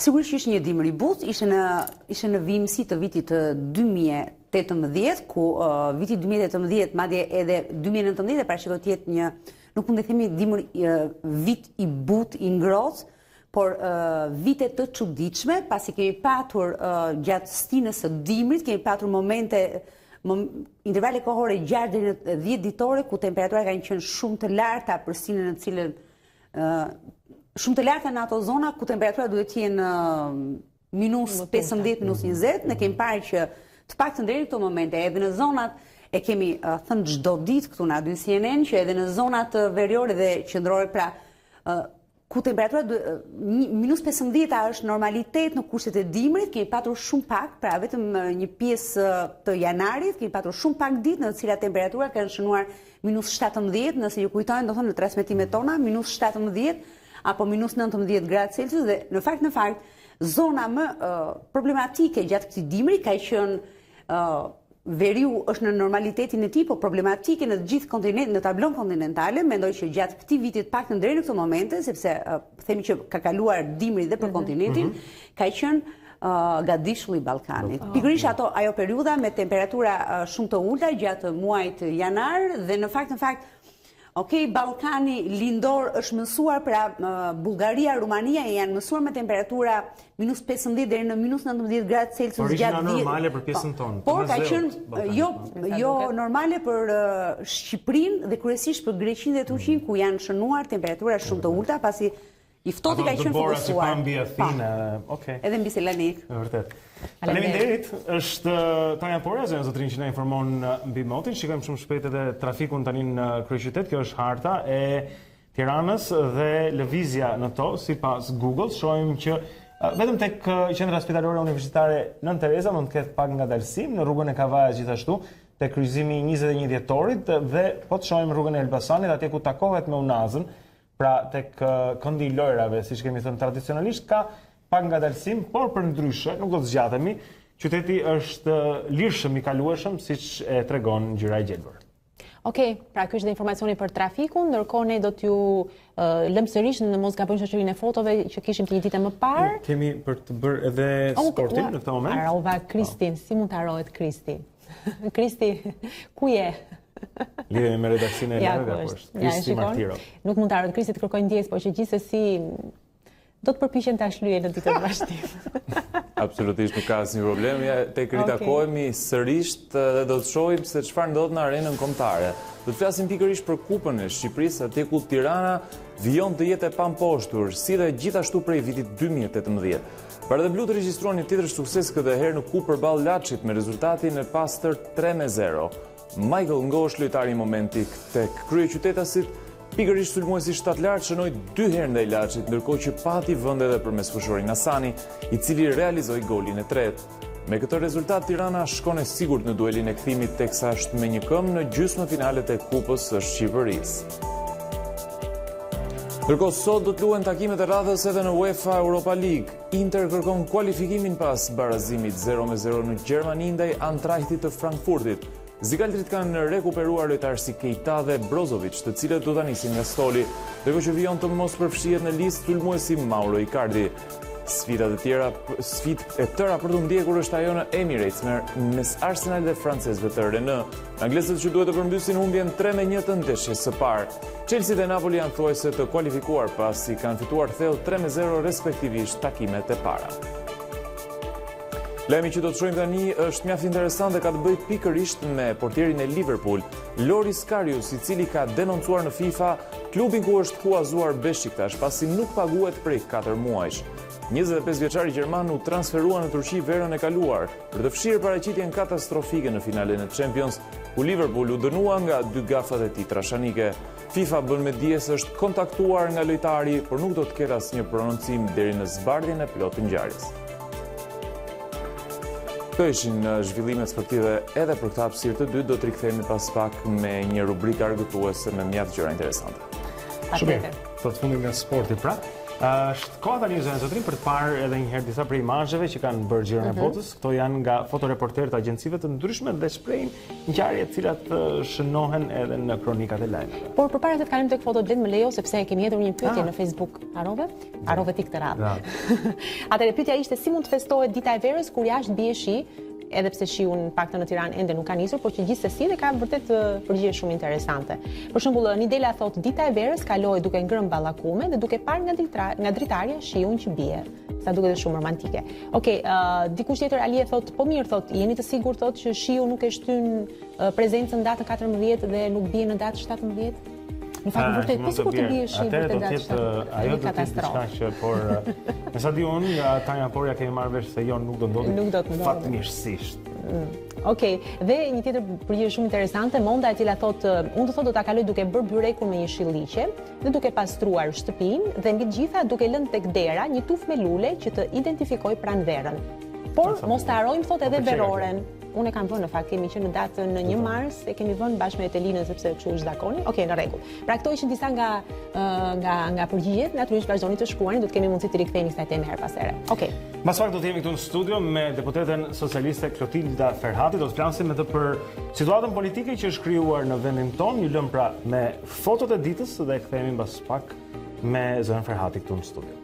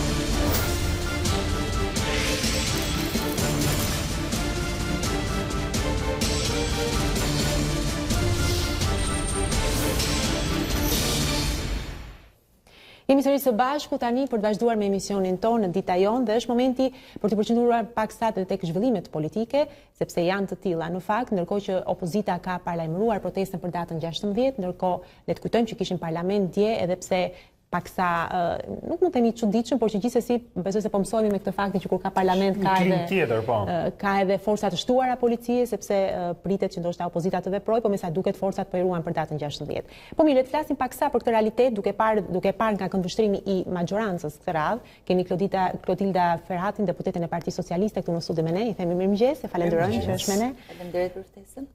Si ishte dje seanca, sepse në fakt jemi përqendruar tek ajo që mund të ndodhi tek kundërveprimi i opozitës shpeshherë dhe që mbase na kalon nga vëmendja dhe ato shkamiratohet në parlament, edhe pse një parlament paksa themi jo i zakonta apo jo. I cunguar deri diku. Jo, parlamenti është funksional, pra është një parlament legjitim, i dal nga zgjedhjet lira e ndershme të pranuara ndërkombëtarisht edhe nga aktorët vendas të politikës. Është një parlament i cili është funksional edhe në mungesë të, le të themi, deputetëve të opozitës të cilët dogjon mandatet e tyre, sepse ligji parashikon që kuorumi për funksionimin e parlamentit është gjysma e thjesht, pra 71 persona, ndërkohë që mbas ikjes së deputetëve të opozitës, pra ish kolegëve të mi deputet, në sallë kanë qenë më shumë se 78, le të themi, deputet, plus deputetët e rinj të opozitës. Numri ka shkuar shumë më tej se sa është, le të themi, kuorumi për vendimarrjen e ligjeve që kërkojnë shumicë të thjeshtë. Kështu që jemi në një parlament i cili funksionon normalisht, pra nuk është i cunguar, dhe që ndërkohë edhe pse opozita ka ndjekur tashmë këtë rrugën e ikjes me këtë precedent të pazakon në demokraci sa i takon ndjekjes së mandateve, puna në parlament dhe në qeveri funksionon normalisht. Ne dje kemi miratuar ligjin për nxitjen e punësimit, një ligj tërësisht i ri, i cili do të vinë në ndihmë shumë kategorive të cilat sot ishin të trajtuara, por në një vakum ligjor nuk mund të merrnin të plot paketën e shërbimeve. Në kuptimin e reformës që ne po bëjmë sa i takon punësimit, jemi duke gërshetuar politikën e ndihmës ekonomike me politikat e punësimit. Pra gjithë ideja është ne të nxjerrim njerëzit nga varfëria duke i ofruar një punë, por që të ofrohet njerëzve një punë, do duhet që njerëzit të kenë mundësi të aftësohen për një punë, sepse jo të gjithë i kanë. Këto janë gjitha reforma shumë të mira. Kjo është një paketë, ta marrë vetëm këtë brendësi shumë e rëndësishme. Kjo është një paketë e cila tashmë i përgjigjet në mënyrë direkte grupeve të caktuara të shoqërisë, sipas ndjeshmërisë dhe nevojave që ka secili grup, duke filluar që nga rinia, sepse është një pakt garancia e të rinjve, që do të thotë duke filluar që nga internshipet, qofshin ato në privat apo në shtet, ideja e çdo të riu të ketë një mundësi për internship, pra për t'u aftësuar për punë, më pas janë grupet në nevojë, grupet me aftësi ndryshe, janë gratë që janë nëna krye familjare, janë personat invalid të pjesëshëm për punën, e kategoritë të tjera të veçanta, siç janë komuniteti rom, egjiptian e kështu me radhë, në mënyrë që për secilin prej tyre të kesh një paketë konkrete jo vetëm për këshillim, jo vetëm për ndërmjetësim për punësim, por edhe për t'i ndjekur në mënyrë që punësimi të jetë i qëndrueshëm. Kështu që ky ishte një nga ligjet e djeshme. Po se ky ka shumë të tillë dhe natyrisht që ka shumë punë të mira, por jemi gjithsesi në një krizë sepse thuhet vazhdimisht që dhe këtë ka shprehur dhe majoranca, që qëllimi i opozitës është destabilizimi i vendit.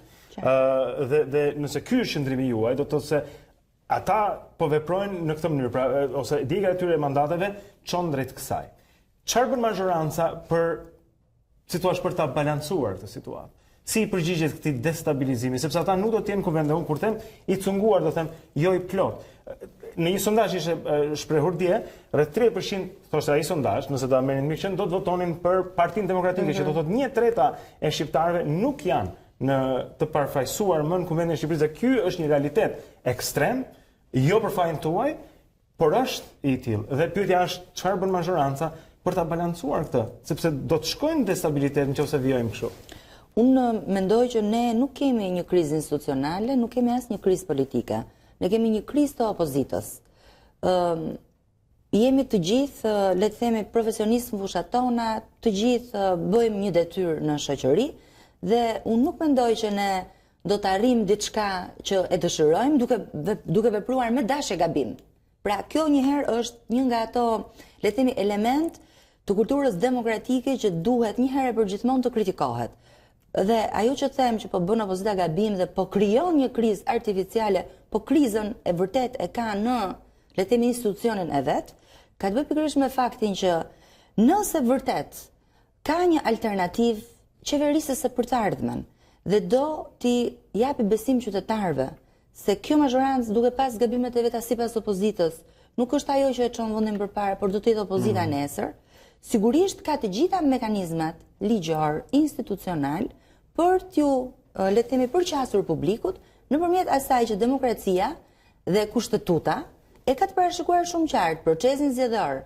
Në procesin zgjedhor merr pjesë ai që është kandidat. Po këtë thonë ata e ka manipuluar, ama e kontrollon. Ta mbaroj mirë si logjik. Në procesin zgjedhor del përpara qytetarëve, shpalos alternativën tënde, bën fushatën tënde, monitoron zgjedhjet me, le të themi, përfaqësuesit e tu, dhe në fund fiton ai që merr më shumë vota dhe ri në opozitë ai që humbet, pra që nuk i merr këto vota.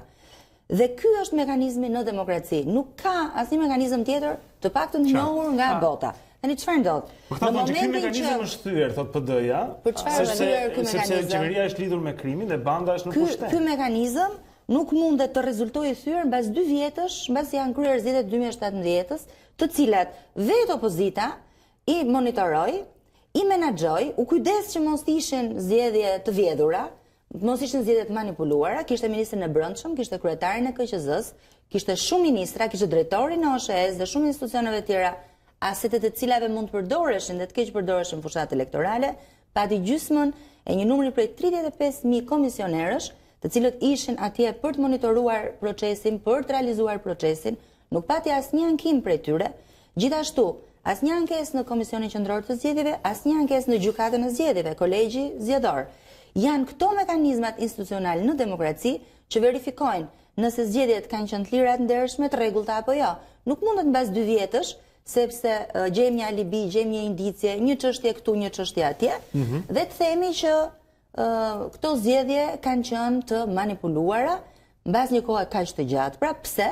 Sepse kuptohet që nga ato sondazhet që ju përmendni, nuk del fare që 1/3 është ajo që mbështet opozitën, nga sondazhet del që opozita ka një rënje të vazhdueshme të kredibilitetit të vet në publik dhe unë mendoj që në pamundësi për ta fituar pushtetin sipas mekanizmave demokratik me zgjedhje të lira dhe të ndershme, opozita zgjedh rrugën e bojkotit dhe nuk është hera e parë, sepse po këtë gjë bëri para zgjedhjeve të 2017-s, po këtë gjë ka më shumë se një vit e gjysmë që e bën para se të ishin mandatet, sepse kanë munguar shpesh në sallën e kuvendit, në sallën e komisioneve të kuvendit, duke mos bërë atje detyrën për të mbrojtur interesat e qytetarëve, se këto janë shumë të rëndësishme.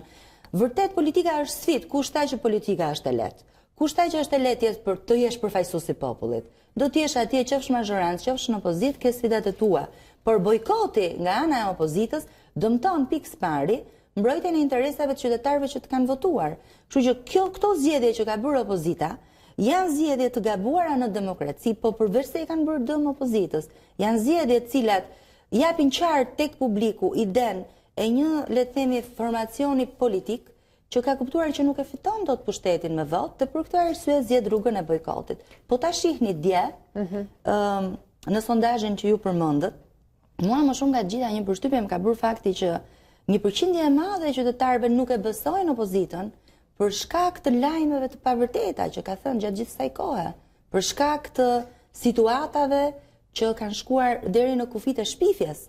Dhe këto gjëra janë në fakt ato që duhet na shqetësojnë ne për cilësinë e kulturës demokratike që kemi, sepse këtu fillon një opozitë konstruktive, pikë pari sheh cilat janë interesat e qytetarëve dhe i vjen përballë mazhorancës me alternativën e vet dhe me kritikën profesionale dhe ato që i shkon më shumë për shtat interesave të qytetarëve. Ndërkohë që edhe ne si mazhorancë, kjo gjë do të na bënte shumë mirë në vendimarrjen që kemi. Sigurisht. Ta janë kundërshtarët. Por kur më pyesni çfarë do të bëni ju si mazhorancë, prandaj po i them gjitha këto gjëra sepse duhen dy palë për dialog. Ne jemi gjithmonë pro dialogut, sepse në demokraci në fakt gjëja më e shëndetshme është dialogu mes aktorëve politikë. Por nuk ka shanse thoni ju që të ketë zgjedhje të parakohshme, nuk ka shanse që një farë zgjedhje të tjera nuk do ishin fundi të vontës. Nuk ka sepse ne nuk mundet të marrim në përkëmb në fakt edhe respektin që qytetarët i bëjnë demokracisë. Kanë votuar në 2017 dhe i kanë dhënë mandat një qeverie dhe një parlamenti deri në 2021. Janë ata sot që sipas sondazheve na besojnë përsëri.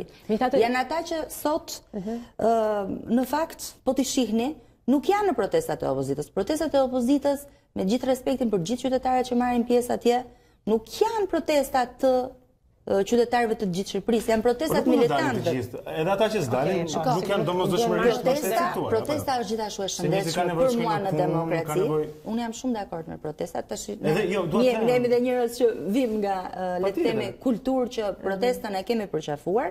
Protesta është pa diskutim e rëndësishme në demokraci, e shëndetshme për të dëgjuar shqetësimet e atyre të cilët ndoshta kanë kaluar pa u parë dhe pa u dëgjuar nga vendimarrësit, por nëse do të merremi me forcë proteste në kuptimin e pjesëmarrjes, edhe Partia Socialiste dhe një parti tjetër e cila ka votat e veta, nëse bën një tubim, një protestë, një takim publik, sigurisht që do të shkojnë nga mbrapa njerëzit që janë mbështetësit e tyre. Pa është kjo forca që e vlerëson se cili është më i forti në kuptimin e vullnetit që ka populli për të qeverisur një aktor të caktuar politik? Jo, pra, sepse forca është pikërisht atje ku është kutia e votimit. Dhe ky është mekanizmi në demokraci. Megjithatë ju thoni nuk ka zgjedhje të parakoshme, mirë po opozita e ka vënë si kusht largimin e Ramës natyrisht dhe mund të jemi përpara një skenari që mbase mund të mos marrë pjesë edhe në zgjedhjet lokale.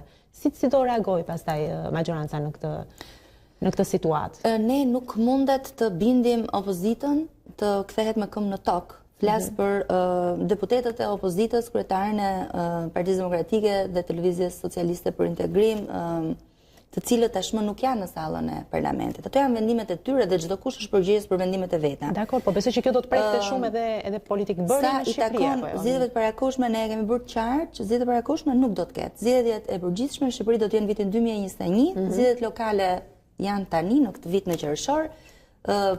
Komisioni Qendror i Zgjedhjeve ka bërë ftesën sipas procedurave për regjistrimin e subjekteve, për fillimin e procedurave që të nisë. Do shtrinte edhe 5 vjet të tjera në kohë, po themi krizën, sepse këto zgjedhje kanë efekt për 5 vjetet e ardhshme, por mbahen dhe nëse nuk kishin mos pjesëmarrje nga opozita. Dhe zgjedhjet janë pikërisht testi që bëjnë partitë qytetarëve, që i bëjnë, më falni, qytetarët partive, qofshin ato zgjedhje të përgjithshme, qofshin ato zgjedhje vendore. Pra, këto janë, le të themi, gara e radhës për të matur se sa të dëshiruar janë në publik aktorët politik. Nëse nuk do duan të marrin pjesë në këto zgjedhje lokale, do të jetë gjithsesi zgjedhja e tyre, por nëse mbani mend 2017-ën, edhe nëse nuk do të hynin në zgjedhje lokale aktor politik, ndërkombëtarët kanë pranuar që janë zgjedhje të vlefshme, sepse askush nuk mund të detyrohet të jetë subjekt që garon në zgjedhjet vendore. Sigurisht që për ne është një garë e vërtet fakti që të gjithë aktorët politik, qofshin ata në parlament, qofshin ato jashtë parlamentit, të jenë pjesë e një gare, sepse alternativat që duhet të përfaqësojnë popullin duhet të jenë dinamike, duhet të jenë të shumta dhe e shëndetshme në demokraci është pjesëmarrja sa më shumë partive politike në garë për të qeverisur pushtetin lokal apo atë qendror. Por është një zgjedhje e tyre. Unë ju thash, ne do të jemi të hapur për çfarëdo lloj dialogu, i cili bëhet brenda kornizave kushtetuese. Për ne nuk ka negociata për pushtet në tavolinë. Kjo është një çështje që duhet të jetë e qartë një herë për gjithmonë për gjithë. Mirë. Okej. Ky është edhe qëndrimi i majorancës, pra i amplifikuar edhe nga deputeti Ferhati sot mëngjes. Shumë faleminderit për kohën. Faleminderit që jeni këtu. Mirë, okay, i lëm linjën regjisë dhe më pas do të jemi së bashku me rrjetet sociale dhe gjithçka tjetër që presim në programin tonë. Rikthehemi pas pak.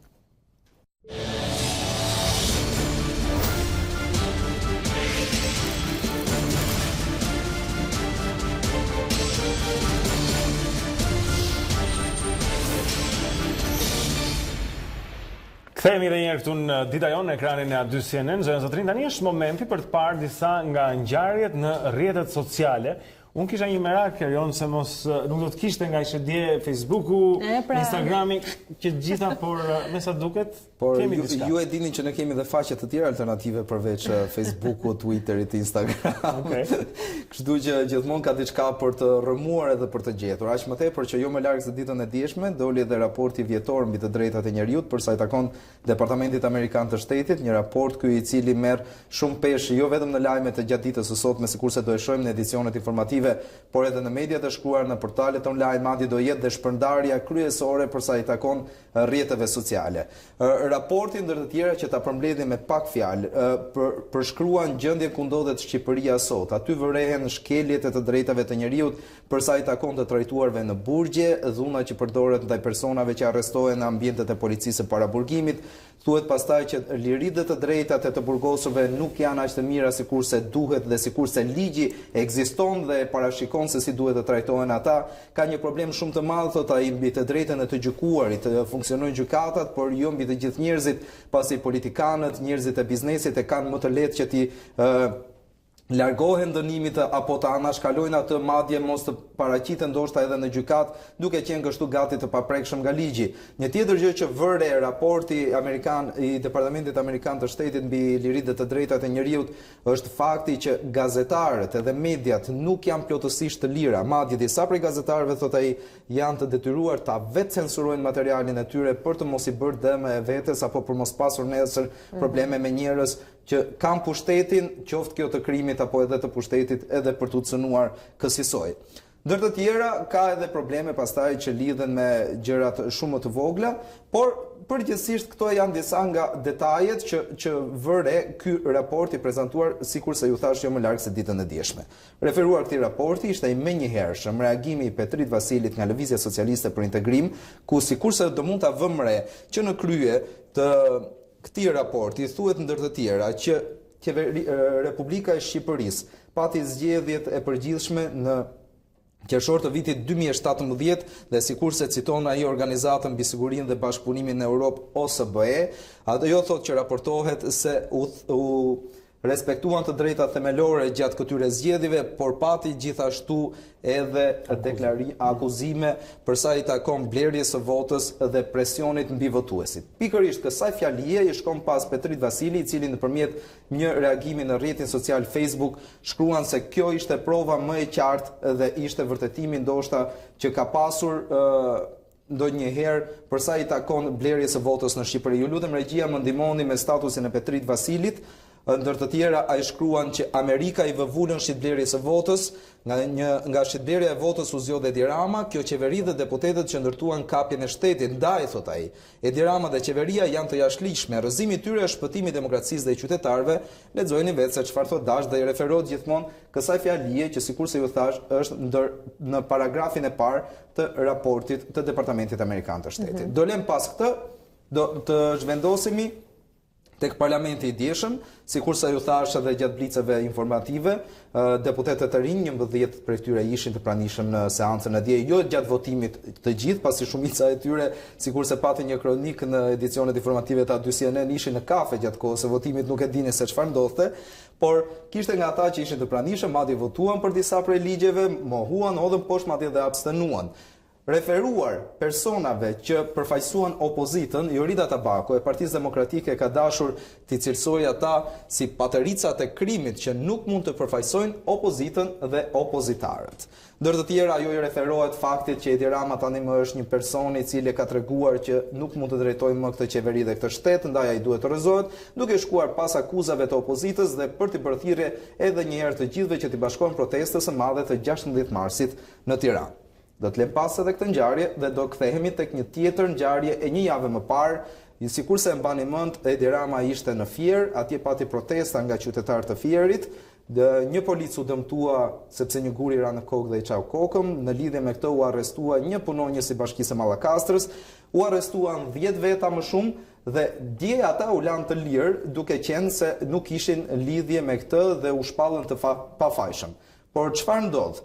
Enkeleta Libea i Partisë Demokratike i shkon pas këtij rasti dhe thot se ky gjyqtar që ka shpallur të pafajshëm protestuesit është kërcënuar me veting. Më lejoni të lexoj disa nga vargjet që shkruan ai në Facebook. Kërcënimi me vetingue i gjyqtarit të Fierit vetëm pse mbrojti interesin e qytetarëve dhe nuk zbatoi urdhrin politik të trafikantëve që drejtojnë policinë politike, është provë e qartë se si Edi Rama shantazhon dhe kontrollon çdo gjyqtar në vend. Ky ishte reagimi i tij në lidhje me sa ndodhi në këtë. Por e mbyllim këtu me lajmet? I rikthehemi ditës së verës? Po. Mbetemi gjithmonë te lajmi, gjithsesi. Sot po.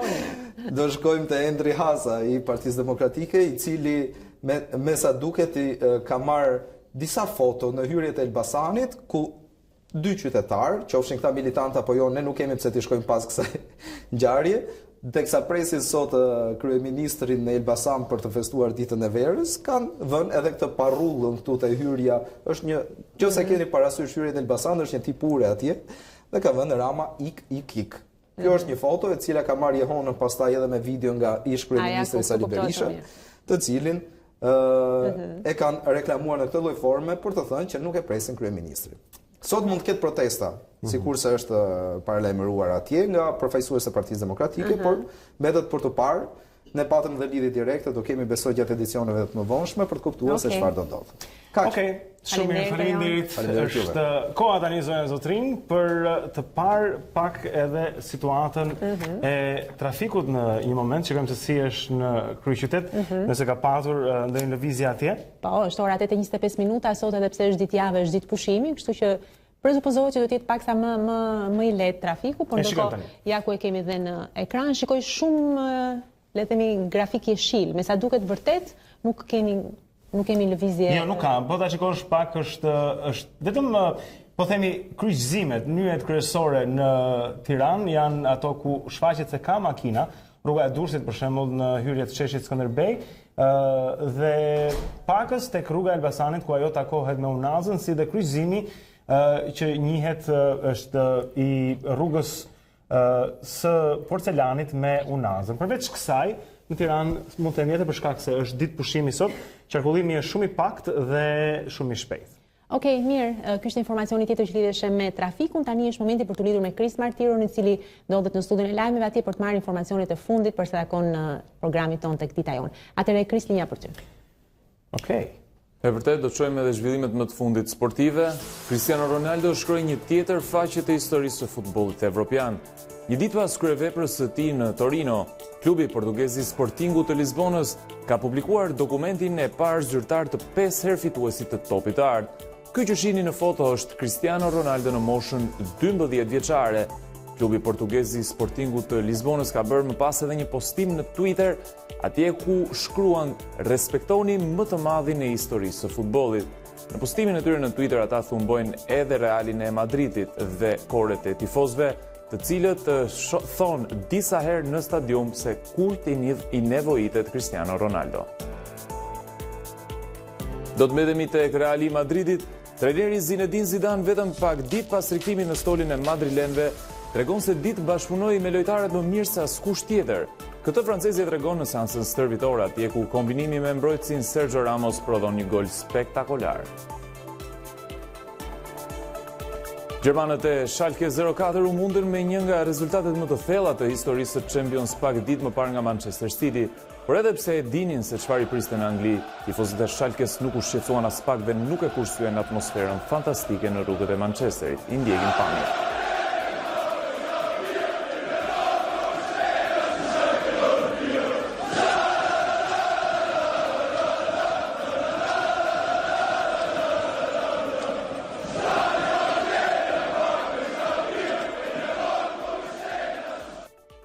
Dërsa video që do të shohim tani vjen sërish nga Anglia.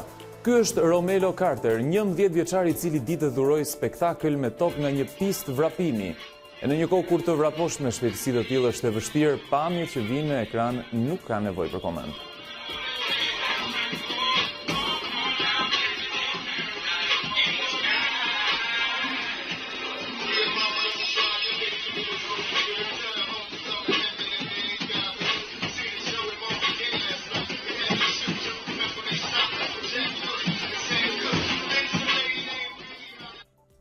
Mirë ishte gjithçka edhe për informacionet sportive gjatë ditës sotme.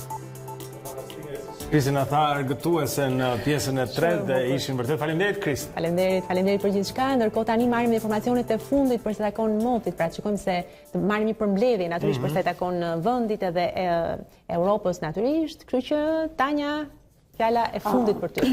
Shumë shkurtimisht, për të gjithë ato që shpresoj që nuk do të ketë shi, do të ketë, por siç e tham, veriu dhe zona qendrore, duke përfshirë Tiranën dhe kryesisht qytetin e Elbasanit ku janë dhe festimet sot, që do të jenë të dobët dhe afat shkurtër, pra her pas here do të kemi momente ku do të ketë shira të dobët, kjo në veri dhe në qendër. Në zonat e thella malore ka reshje të pakta dëbore, ndërkohë gjatë ditës së sotme reshjet do të jenë të përqendruara në zonat jugore, ku në juglin do të ketë reshje dëbore. Temperaturat në mëngjes janë rritur ndjeshëm, pra 0 nga -1 në 0 kanë shënuar zonat malore përgjithsisht, por -2 në zonat shumë të thella malore, ndërkohë në zonat ulërësirës variojnë nga 4 në 7 gradë Celsius, me dita e sotme nuk e ka përcjell vlerën për 14-15 gradë Celsius, kjo për shkak të vranësirës së dëndur që do të na shoqërojë gjatë gjithë ditës së sotme. Ky është informacioni në lidhje me kushtet e motit, është çështje orësh që reshjet të përfshin të gjithë territorin, por reshjet të pakta theksojnë në veri dhe në zonat qendrore, më të konsiderueshme në zonat jugore. Kaq është informacioni i motit për Dita Jonë. Faleminderit Tanja. Shkëlqyshëm. Faleminderit Tanja. Mirë, është dita e verës, 14 marsi, ne do të lidhemi sërish me qytetin e Elbasanit, i cili është mbret për një ditë. Të paktën dhe sot është dita e vet, sidomos me Tiranën që e pezulloi, po themi festën për sot. Besoj që kjo shkon shumë në avantazh të Elbasanit, do të flas me terma sportiv, sepse le të themi është përqendruar festa atje. Kemi Luelën një tjetër lidhje të drejtë për drejtë, pra siç tham, Luela natyrisht kemi edhe një tjetër përshëndetje. Na thuaj, a ka zhvillime, a ka filluar të zgjohet qyteti, a kanë filluar njerëzit të bëjnë gati për festë, si është situata në Elbasan? E në fakt nëse shihni pas meje, turmat e njerëzve kanë filluar të bashkohen festës në sheshin kryesor, që do të nisë me muzikë, që ka nisur faktikisht që me shtëpizat e vogla që janë vendosur në shesh për të pritur të gjithë qytetarët. Jo vetëm me pije alkolike siç ka ndodhur në mbrëmjen e dieshme, por tani më edhe me kafe. Kështu që qyteti është zgjuar dhe është gati që të nisë festën. Mirë, atëre, besoj që duhet ketë edhe mjaft prurje nga qytetet e tjera, nga Tirana, mbase. Besoj do të pritet apo jo që të ketë vërtet një pjesëmarrje të madhe.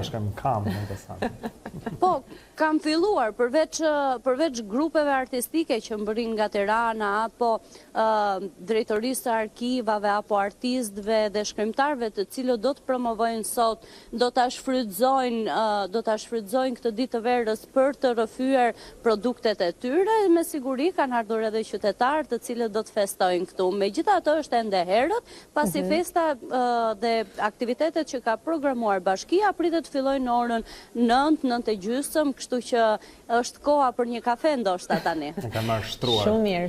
Mirë, edhe t'japim kohë edhe ty atëherë të pish një kafe, sepse di që do të jesh në raportim në momentin kur do të fillojë edhe festa në edicionet tona të lajmeve dhe ne vërtet falenderojmë dhe mos haro ballakumet kur të kthesh nga Elbasan. Po, se ke premtuar Luela dhe premtimet mbahen. Patjetër. Ne do të jemi në transmetim her pas here për të përcjell bashkë me kolegen Ornela Joti, të rijat më të fundit nga qyteti i Elbasanit dhe gjithë atmosferën e festës. Faleminderit atëherë për të mbar. Juve dhe gëzuar. Faleminderit dhe ty. Shumë mirë, pra, sepse kjo është ideja. Njerëzit janë në shtëpi mund të ndjekin festën edhe përmes aty CNN me gjithçka që ndodh në Elbasan pa shkuar aty. Mirë. Ajo është njëra ndër përfaqësueset më të forta të opozitës, do të jetë në studio pak më vonë këtu me ne, Dita Jonë, ish deputete tani më e Partisë Demokratike, do të flasim pak për aksionin opozitar, vendimet që ata kanë marrë, qëndrimin e tyre dhe protestën e ditës së shtunë. Pas pak do ta kemi këtu me ne në studio, zonjën Dita Jonë. Jemi dhe njëherë këtu në ekranin e A2 CNN, zonja Zotrinj, është Dita Jonë që po ndiqni në këtë ditë të verës. Siç e tham pak më parë, mund të themi ish deputeti. Sponsojni dot me këtë fakt, për momentin, ajo është një ndër përfaqësueset kryesore në Partinë Demokratike, Dita Jonë ashtu me ne. Mirëmëngjes. Mirëmëngjes. Gëzuar dhe ditën e verës. Gëzuar. Mund mos a keni pasur mendjen tek festa, e kam përshtypjen se keni tepër të zënë me këtë protestë që vjen në 16 mars. Gjithë njerëzit e Partisë Demokratike thonë shihemi në 16 mars. Kjo është, si thua, dita finale. Çfarë do të ndodhi? Do të kemi pa diskutim një demonstrim dhe një protest me notat të vendosura dhe të qëndrueshme që sigurisht do jetë vijimi 16 shkurtit. Pritet normalisht që protestat jetë dhe më gjatë dhe më qëndrueshme, po kaq mund të themi në këtë moment. Dhe sigurisht që është pjesë e rrugtimit që ne kemi nisur për një qëllim final, që është qeveria tranzitore e cila do të sigurojë pa asnjë dyshim tashmë atë që ne kërkojmë, qëllimin madhor që është zgjedhjet lira dhe të ndershme.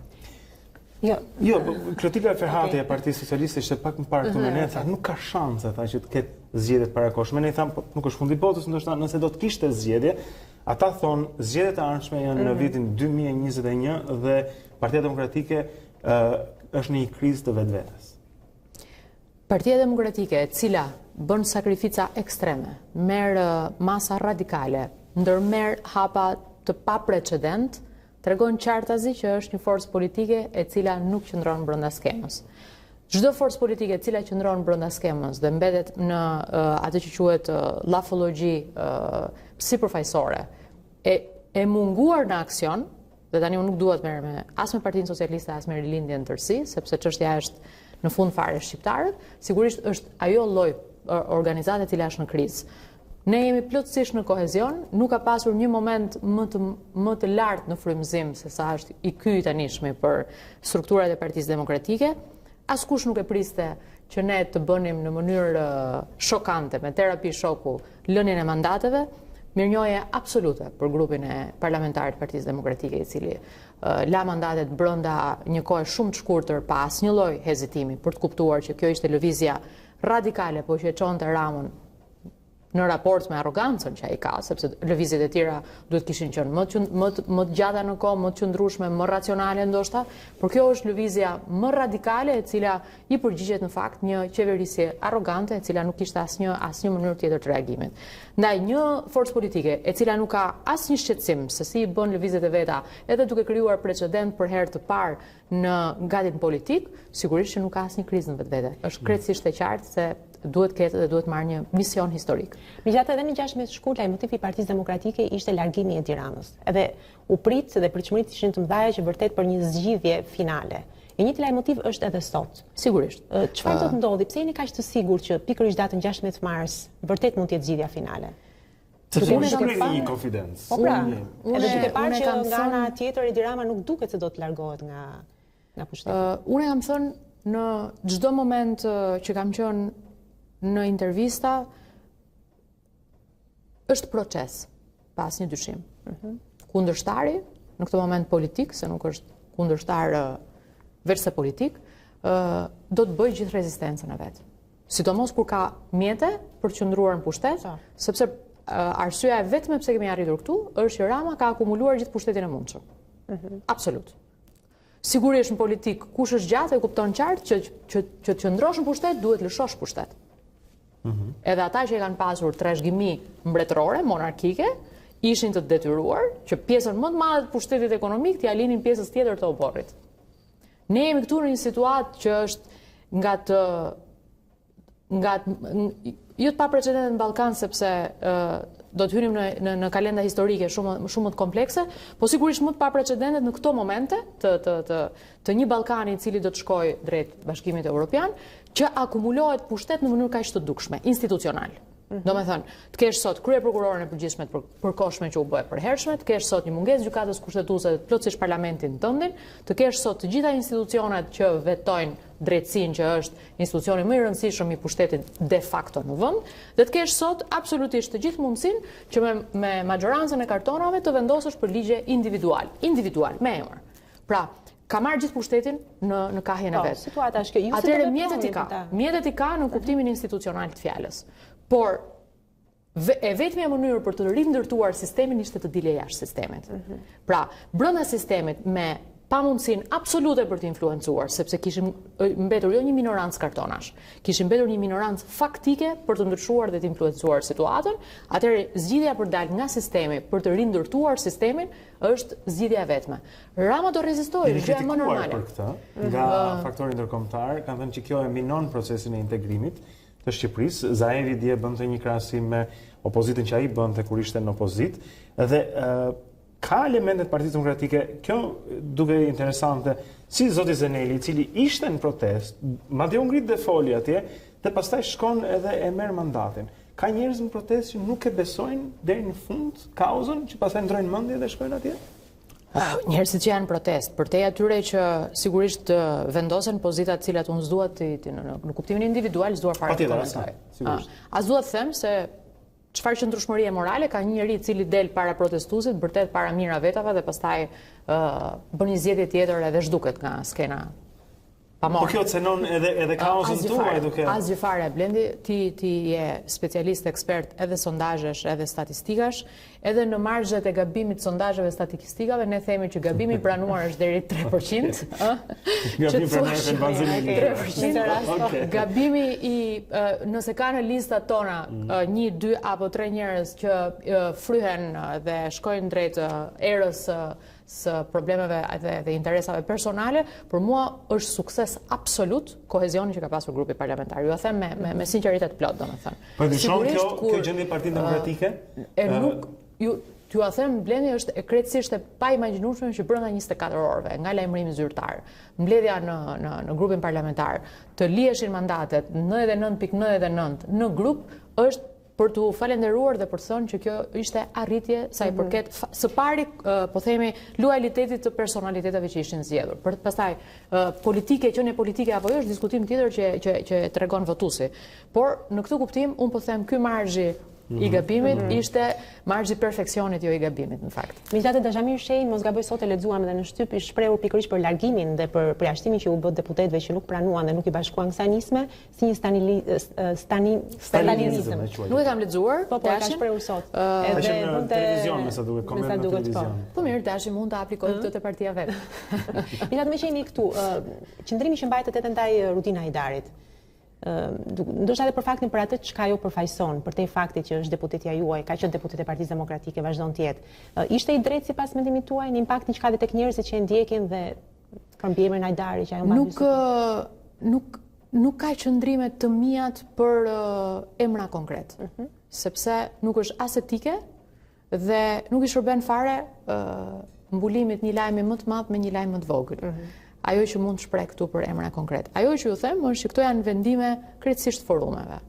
Dhe kur forumet vendosin një gjë për njërin, mendoj që kjo pastaj është një kaskadë e cila duhet vazhdoj.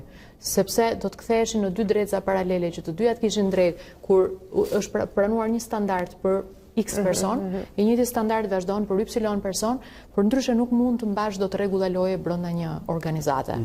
Kështu e shoh së pari këtë situatë.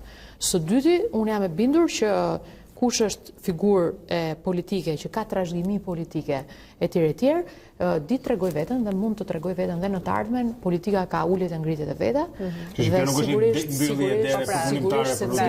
secili unë nuk mendoj që për te veprime formale që ndodhin në një parti politike, historia ka treguar që ka ndodhur nga këto, ka pasur pa diskutim bashkime tjera, ka pasur rikthimen politik dhe besoj që kjo është një gjë e cila nuk evitohet. Jemi në fund, po doja të të pyesja. Pak më herët me kolegun ton Marinlen Mulla, ai na thoshte për masat që janë marrë nga policia, që këto janë masa dhe numra të tillë oficerësh policisë, ai përmendi vetëm ardhin e papës në Shqipëri në numër të efektivëve për të shtunën, për gati 2000 thoshte. Çfarë po ndodh? Jeni ju ndjeni të kësaj? Po sigurisht, unë kam parë masat që janë marrë në protestën e fundit para parlamentit u shokova. Do me thënë, nisnin makinat që të godina e të cës, si që quajmë ne, kështu, përballë, do me thënë, kishës katolike, dhe vionin deri te godina e parlamentit. Çka tregon të qartazi frikën edhe tensionin e rritur tashmë nga ana e Ramës. Duke atë që nisa me Ulonër, Rama do rezistojë është gjëja më normale e mundshme. Ajo që duhet kuptoj qartë Rama dhe cili do komponent që qëndron me të dhe në mbështetjet e tij është që kjo është një ngjarje që do përshkallëzohet. Nuk ka asnjë. Edhe në politik, secili ka lëvizjet e veta të shahut. Edhe ne e kuptojmë që Rama do bëjë rezistencën, është lëvizja e tij në momentin. Do përshkallëzohet, çfarë keni parasysh? Patjetër që protesta do ketë tonet e forta të veta, pa diskutim. Sepse Nëse ne kemi nisur këtë aksion sot dhe e dim që ka një deadline të kuptimit që do t'i afrohemi zgjedhjeve lokale dhe nuk mundet shkohet në asnjë palë zgjedhje pa opozitën, sigurisht që aksioni jonë opozitar i nisur sot nuk mund të jetë me një trajt monotone, ai do të jetë vetëm me trajt eskalacioni dhe rritse, dhe sigurisht kjo është e kuptueshme që edhe kundërshtari ynë duhet ta kuptojë që kështu do të ndodhë. Rezistenca Ramës nuk na bën asnjë lloj përshtypje, ai ka unë marrë një nga të 10 ilustrime në cilat Rama thoshte kemi hapur negociatat. Kemi hapur negociatat, thoshte për vjet. Ne thonim nuk e datë zotri, ku i ke hapur negociatat? Sot kthehet dhe thotë që ne juve na pengoni për hapjen e negociatave.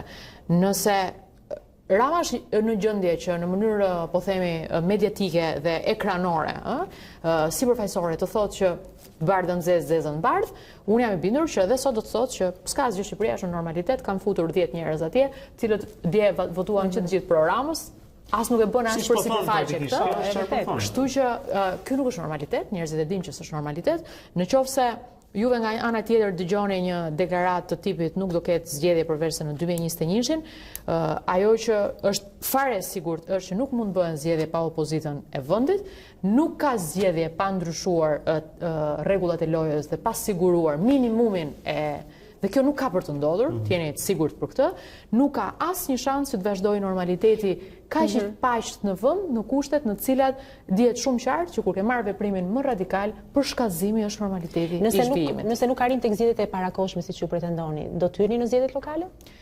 Ne nuk kemi artikuluar zgjedhjet e parakohshme domosdoshmërisht. Zgjedhjet e parakohshme janë pjesë e dialogut, pa asnjë diskutim. Ne kemi artikuluar qeverinë tranzitore, pa Edi Ramën. Qeveria tranzitore që tregon që vullnetin e plot për të hyrë në reformën elektorale, që ai po tenton tani të thotë që do e bëjë me këto 10 kartona që kanë, kuptohet qartësi se ku e ka problemin. Në 2013 Rama erdhi dhe vetmja gjë që bëri ishte reforma territoriale, e cila bëri këtë që në 2015 një kandidat i Partisë Demokratike duhet merrte 235% të votave në raport me një kandidat Partisë Socialiste. Kjo ishte reforma territoriale, ishte një reformë matematikore elektorale për dyfishimin e energjive të opozitës për të marrë një bashki. Kështu që jo domosdoshmërisht zgjedhje të parakohshme, por domosdoshmërisht po thoni qeveri tranzitore se mos e quajmë teknike. Dhe të shtunën do provoni që ta bëni realitet. Pasin diskutim. Mirë, ne do të ndjekim me kamerën tonë, natyrisht edhe gjithçka që do të ndodhi me opozitën datën 16. Faleminderit që ishit me ne zonja Grida në datë mëngjesin. Faleminderit me ju. Faleminderit. Për shkënaqësi. Okej. Grida Duma, zonja Zotrinj, është njëra ndër personat kryesor në Partinë Demokratike dhe të këtij aksioni opozitar tani kundër qeverisë dhe zotit Rama. Okej, ne do të ndajemi këtu, i kemi kaluar çdo limit të mundshëm kohë, do ditë Albalishani me Ditarin mbas pak, ne do takojmë sërish nesër së bashku në orën 7. Ditë mbar dhe gëzuar ditë e verës. Shihemi.